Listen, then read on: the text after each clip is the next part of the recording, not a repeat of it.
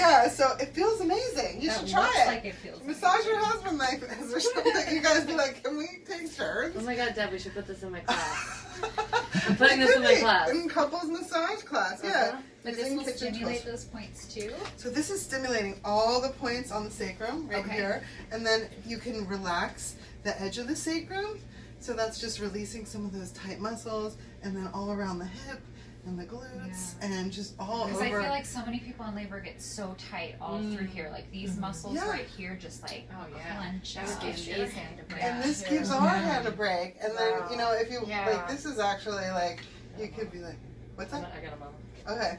So, so yeah, and then if you wanted to save your hands and you know, she's having a lot of intensity, you could consider dropping an elbow in here.